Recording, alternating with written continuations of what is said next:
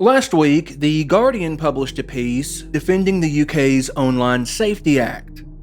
On the surface, it looks like just another opinion column, but read the fine print and you'll see something far more disturbing.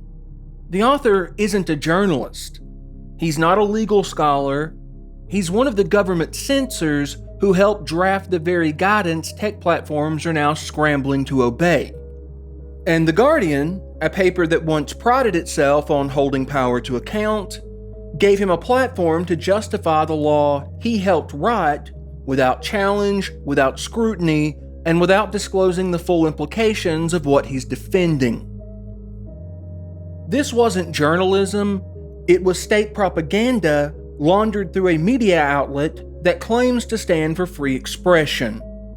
And then, just below the article, came this message from The Guardian itself asking readers for money. Quote, "It's hard to avoid the conclusion that our core freedoms are disappearing before our eyes.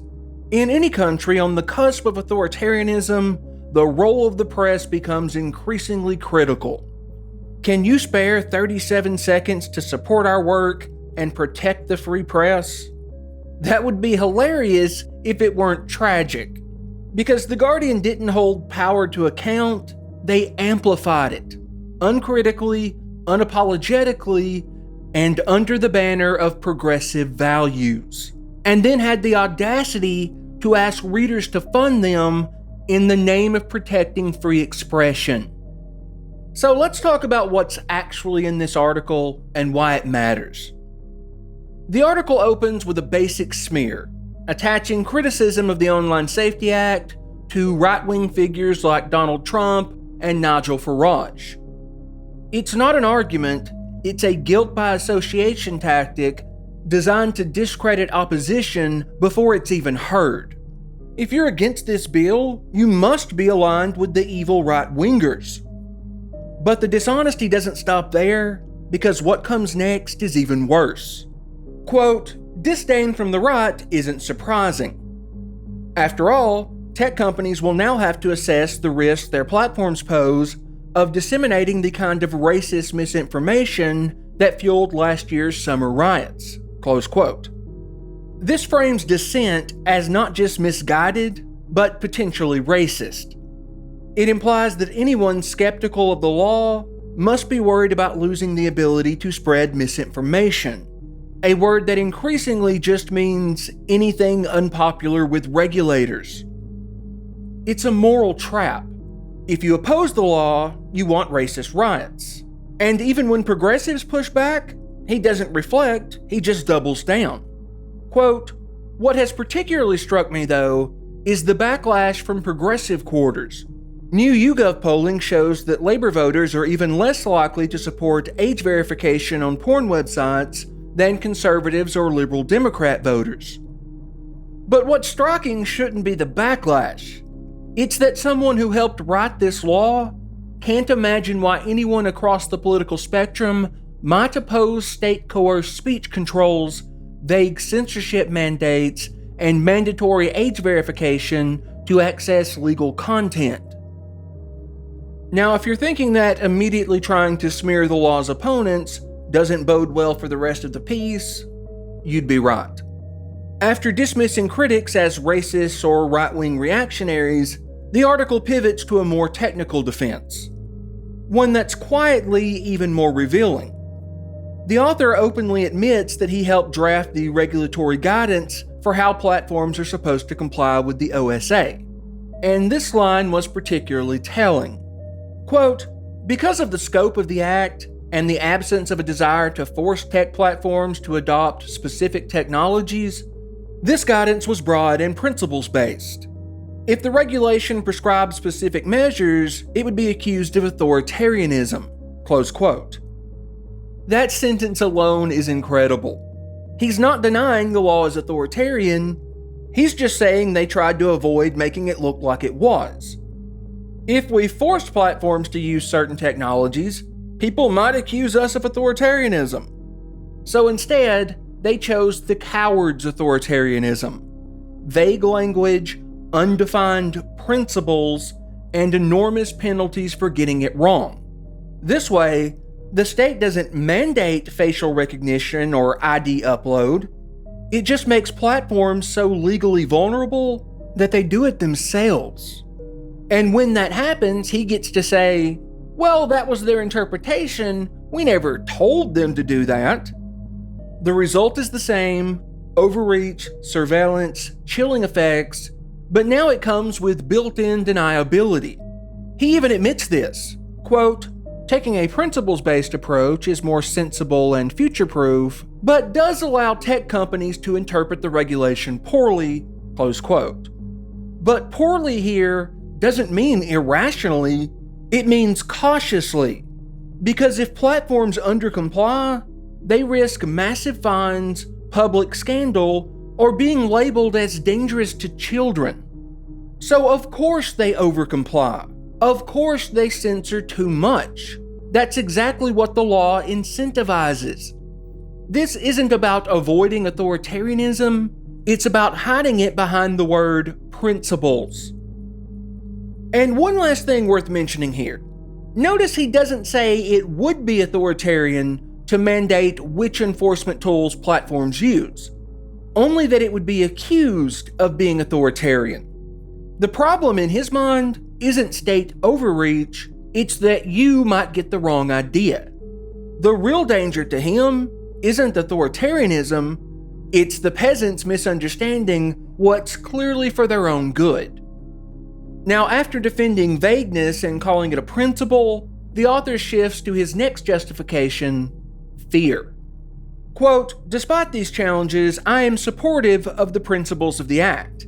As someone with progressive politics, I have always been deeply concerned about the impact of an unregulated online world. Close quote. This is the heart of modern arguments for censorship. The internet is just too dangerous to be free. And then, right on cue, comes the list of horrors. Quote, bad news abounds. X allowing racist misinformation to spread in the name of free speech, and children being radicalized or being targeted by online sexual extortion. Close quote. Of course, no one disputes that these problems exist to some degree. But notice the sleight of hand. Instead of asking whether the Online Safety Act is effective, proportionate, or just, he lists emotionally loaded threats that no one wants to defend, and then uses them to justify whatever restrictions he wants. It's a tactic.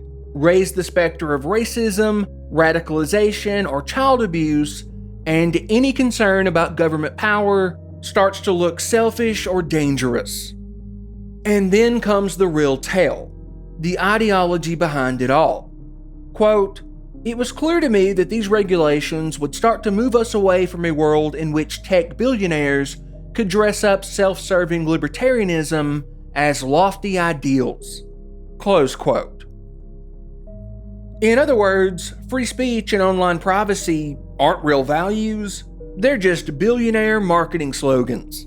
This isn't about protecting people from harm. It's about dismantling the very idea that individual liberty should exist online, and replacing it with state-managed morality. The message is clear. Freedom isn't the answer, obedience is. Now, by this point in the article, the author has tried to justify the OSA with fear, smear tactics, and vague moral principles. But now he shifts to a new strategy. Quote, it's also worth being clear about what isn't new. Tech companies have been moderating speech and taking down content they don't want on their platforms for years. Close quote. And of course, that's true. Platforms do moderate content. They have for years. But here's the lie. Just because moderation already exists doesn't mean government-mandated censorship is no big deal. That's like saying, well, people already get fired for saying the wrong thing, so what's the harm in making it illegal too? The harm is that one is tyranny. A company moderating content based on business goals, while often still dangerous for free expression, is not the same as a company being forced to implement risk-based censorship systems under the threat of regulatory punishment. But instead of admitting that distinction, the author hand waves it away by calling past moderation opaque, and then presents state-enforced speech codes as a form of transparency. Quote, "They've done so based on opaque, internal business priorities, rather than in response to proactive risk assessments." Close quote. He's trying to sell this as a moral upgrade. We're not silencing you. We're just replacing corporate censorship with principled, risk-assessed censorship. But ask yourself, who decides what's risky? Who defines what counts as harm? Spoiler, it's not you, and it's not the public. It's unelected regulators working behind closed doors, armed with powers the public didn't vote for and can't meaningfully challenge. And to illustrate his point, he brings up two examples, both carefully chosen to make you afraid. The Christchurch shooting being live-streamed on Facebook, and Meta removing fact-checking in the US following Trump's election. What he's doing here is simple, using the scariest examples he can think of as cover for sweeping regulation. But just because a platform didn't predict that a nutjob would live-stream a massacre doesn't mean we need more censorship. Facebook removed the content and put measures in place to prevent this from happening in the future. And it hasn't happened since. No government-sponsored censorship required.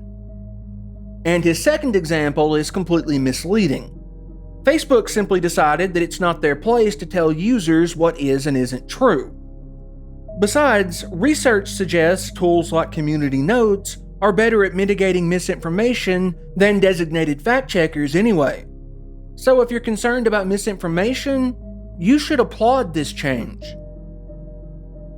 Now, the next excuse might be the most Orwellian of them all.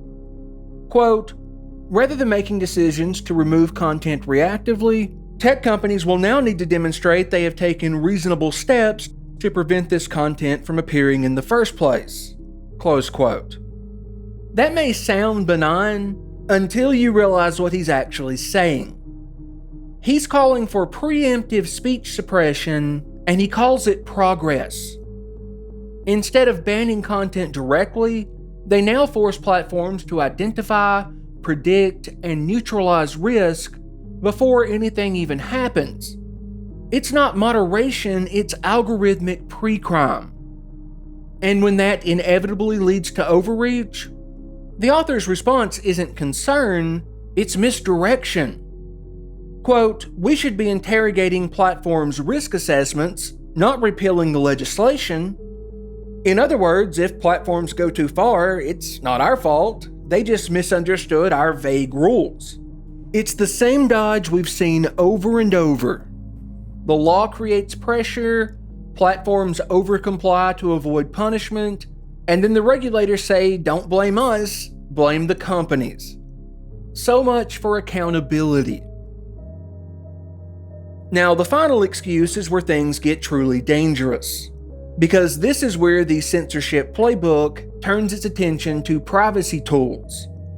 After a brief admission that even he is confused by how Spotify is handling age verification, the author pivots to his real concern. Quote, "The widespread adoption of VPNs to circumvent age checks or porn sites is clearly something to think about carefully." Read that again.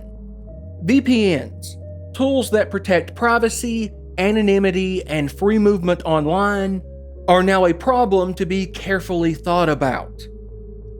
He goes on, quote, "Who should be responsible for informing the public that many age assurance technologies delete all of their personal data, while some VPN providers sell their information to data brokers?" Close quote. Notice the not-so-subtle manipulation. Many age check systems are safe. Some VPNs are shady. This is pure rhetorical bait and switch. He's not defending privacy. He's trying to erode trust in the very tools that protect it. The message is clear. You shouldn't be worried about mandatory ID checks. You should be worried about the tools that let you get around them. This is how it always begins. First, they demand compliance, then they start questioning the people who resist, and before long, they turn their attention to the tools that let you say no. The VPN smear has begun, and if history is any guide, the option to opt out won't last much longer. The article ends by telling us not to be cynical, that the law is a sophisticated tool for transparency and risk assessment. But when you strip away the buzzwords, what he's really saying is the same message censors have always had. We know what's best for you, you're just too dumb to understand it.